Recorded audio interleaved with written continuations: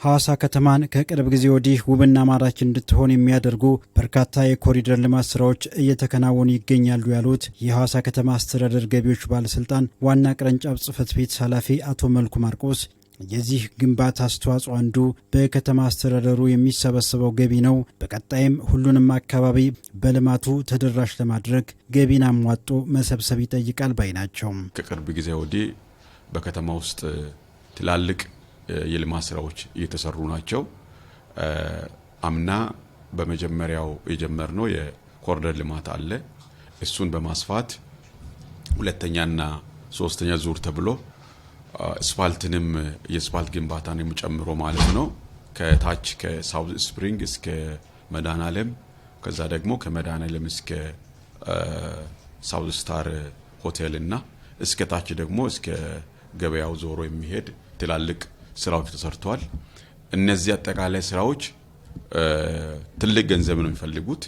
ለዚህ ደግሞ በቂ የሚሆን ቀጣይ ደግሞ ልማቱን ተደራሽ ሁሉም ቦታ ተደራሽ ሊያደርግ የሚችል ገቢ መሰብሰብ ይጠይቃል። በ2018 በጀት ዓመት በ11 ወራት በመደበኛ የተሰበሰበውን ገቢ አስመልክቶ አቶ መልኩ ይህንን ብለዋል። በመደበኛ 5 ቢሊዮን 071 ሚሊዮን 757,500 ብር ለመሰብሰብ እቅድ ይዘን ገብተናል። በዚሁ መሰረት እስከ 11ኛው ወር ድረስ እቅዳችን ያለው 4 ቢሊዮን 647 ሚሊዮን ነው አቅደን እየሰራን ያለነውና ከዚህ አንፃር አፈጻጸማችን ሲታይ 5 ቢሊዮን 339 ሚሊዮን ሰብስበናል በመደበኛ ማለት ነው። ይሄ ማለት 115% መሰብሰብ ተችሏል። እንደ አጠቃላይ ከ2017 ተመሳሳይ ወቅት ጋር ሲነጻጸር 2.6 ቢሊዮን ብልጫ ያለው ገቢ ተሰብስቧል። በማዘጋጃ ቤታዊ ገቢ 1 ቢሊዮን 208 ሚሊዮን ብር እንደተሰበሰበ ኃላፊው ጨምረው ገልጸዋል። ከማዘጋጃ ቤታችን ገቢ አንጻር ካየን የአመቱ እቅድ 2 ቢሊዮን 400 ሚሊዮን ነው። እስከ 11ኛ ወር እስከ ግንቦት 30 ማለት ነው 2.2 ቢሊዮን ነው የተሰበሰበው። 1 ቢሊዮን 208 ሚሊዮን ሰብስበናል። አፈጻጸሙ 55% ነው። እንግዲህ ቅድም በመደበኛው ከቅድ በላይ ሄደናል።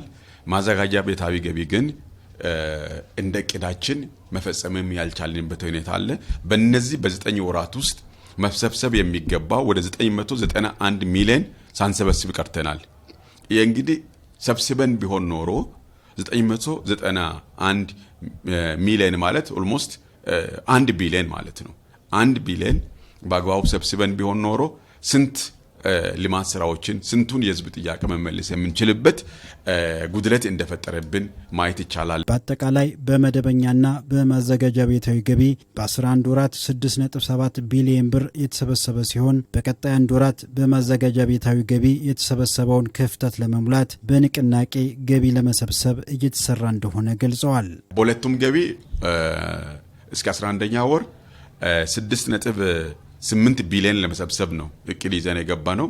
እስከ ግንቦት 30 6.7 ቢሊዮን ሰብስበናል። አጠቃላይ የሁለቱም ድምር አፈጻጸማችን 98% ላይ ነው ያለው። በቀሪ በአንድ ወር ውስጥ የህዝብ ንቅናቄ ተፈጥሮ በብሎክ መንደሪን መሰረት ተደርጎ ከዕዳ ነፃ የሆኑ አካባቢዎችን በመፍጠር በአንድ ወር ውስጥ 1.1 ቢሊዮን ለመሰብሰብ ከአጠቃላይ ከአመራሩ ጋር እታች ያለውንም የክፍለ ከተማም አመራር በመጣበት ተግባቦት ፈጥረን ወደዛ እየገባን ነውና እንደ አጠቃላይ ሲታይ የነበረው የገቢ አፈጻጸማችን ካለፉት አመታቶች በጣም የተሻለ ነው።